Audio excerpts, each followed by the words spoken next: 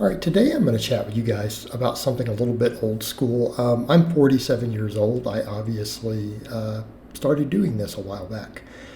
Something that I remember from my early 20s, and I've heard other uh, fitness influencers and YouTubers and people discuss this too who are over 40, and it's stuff that we kind of laugh about. Is yeah, when we were younger, there was considered the basic strength standard of a 300, 400, 500 squat, bench, and deadlift. Okay. Now, before people jump up and say, "Well, we're talking bodybuilding," but back then it wasn't seen that way. Okay. Everyone kind of trained together, and bodybuilders actually did care about being strong. This idea that bodybuilders don't care about strength is a very, very, very modern idea. Okay, it's a very modern idea, and you don't have to look much further back than Ronnie Coleman or Arnold Schwarzenegger or any of those greats in the bodybuilding world to realize that was the case. And it's the same when you go back even further. Go back to before everyone was using tons of stuff. Okay, before everyone was using tons of stuff, they were pretty strong. They were pretty strong. And it's because people prided themselves on strength. Now, does that mean you have to come in and hit these lifts all the time at the gym? No, of course not. Of course not. And you see me in this video doing some pretty easy training maxes. These are not 100% maxes. And I think I'm trying to realize what I've got on the bar on each of these. I think it's a 315 bench there, done flat back, right? Flat back, no arch, heels flat, wide grip. Doing a pretty deep squat with no wraps. I think this is like 425. It's just not a max.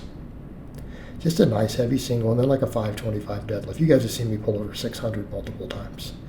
But just kind of displaying stuff I'd done recently, just in my normal training. To me, these are just normal lifts. Like, these are not coming in and showboating and trying. This is just normal lifting for me. These are not maxes. They're just hitting a heavy single just to kind of get into my groove before I do all my pump work and hypertrophy work.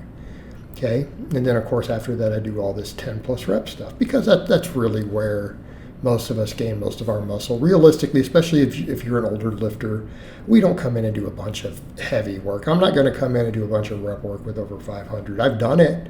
I've done 500 for 11 on camera with no straps. But I don't want to train like that all the time. It just beats you up.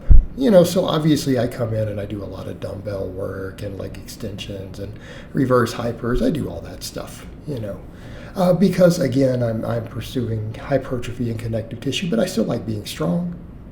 I have roots in powerlifting. Competed quite a bit in powerlifting, judged in powerlifting. But the point is, we cared about this, and these were the standards. It was either, in some gyms, it's like I've heard lowliners say the 300, 400, 500, which is what I built part of my big 5 strength standard on years ago. And when I was coming up, it was the 3 plate, 4 plate, 5 plate. So in order for you to get respect at the gym, you had to be able to bench 3 plates, squat 4 plates, deadlift 5 plates. And in fact, anybody who used gear before you could do that got made fun of.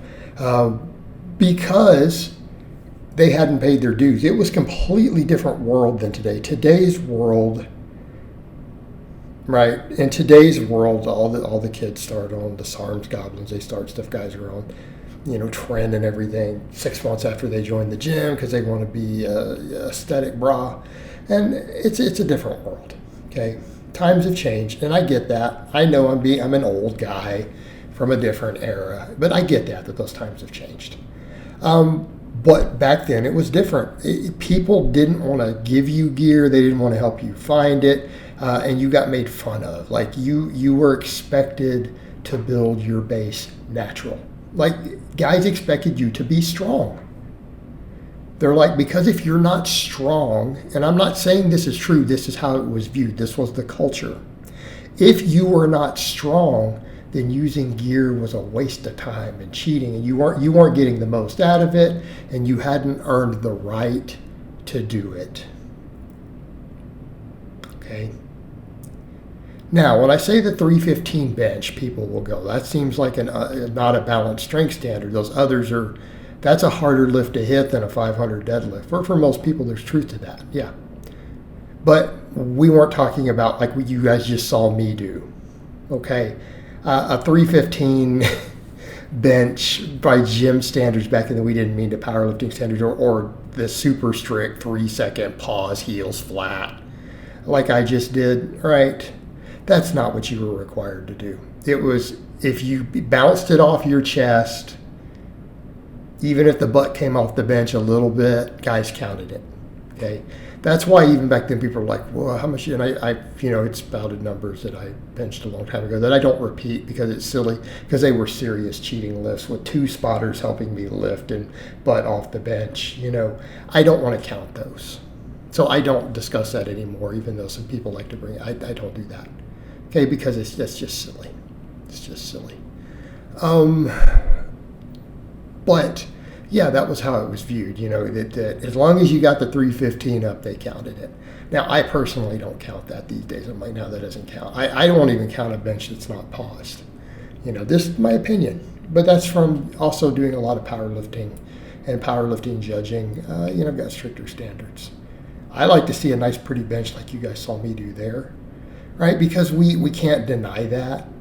You come in and you do a nice wide grip like that. You don't have leverages helping you. Flat back, butt stuck to the bench, heels on the floor, and you hold it for 3 seconds on your chest. Okay, I like that sort of strength standard. Even competition's not that strict. I like it personally because I want to be strong and I want to lift that weight and know there was no cheating. Same thing like those deadlifts like that. I like to come in with just chalk and a belt and use a stiff bar, not a deadlift bar, so you don't get that whip and cheat out of the bottom. Yeah. But there's something to be said for that because that's real strength. This tells us where you really are. It makes you honest with yourself, and that's really what it comes down to. But I think that's the whole thing with the strength standards of really knowing how much of that muscle is real that you have is real hypertrophy, myofibrillar growth. Can you move some big weights, do a long range of motion if you need to? Okay. And that really is kind of a test. That is ultimately what a lot of those tests are. Do you look a little big in front of a camera due to proportions and pump, or do you have some actual dense, serious muscle? Because if you have some serious muscle, you can move some pretty big weights through a pretty respectable range of motion, because muscle tissue equals strength potential, right? It raises your strength ceiling. But again, different era. That's just how we saw it back then. That's how things were, and it was just expected that you should be strong. If you were serious about your lifting, even as a bodybuilder, someone cared about physique, you were expected to, be able to put up some big weights if you had to. And guys would have little friendly contests, It was very common. Hey, let's have a bench contest. Let's have a deadlift contest. The bros at the gym. It was normal. It's just how we did stuff. And I'm talking, the older guys, not even the kids. Let's just have a little friendly competition. Who can bench us? Who can deadlift us? Do it right in the middle of a workout. If a bunch of the stronger or bigger guys were at the gym. It's a different atmosphere. It's a different world. All right, guys, but that's really all I have to say on that today. I hope it's been informative, and I'll talk to you guys next time.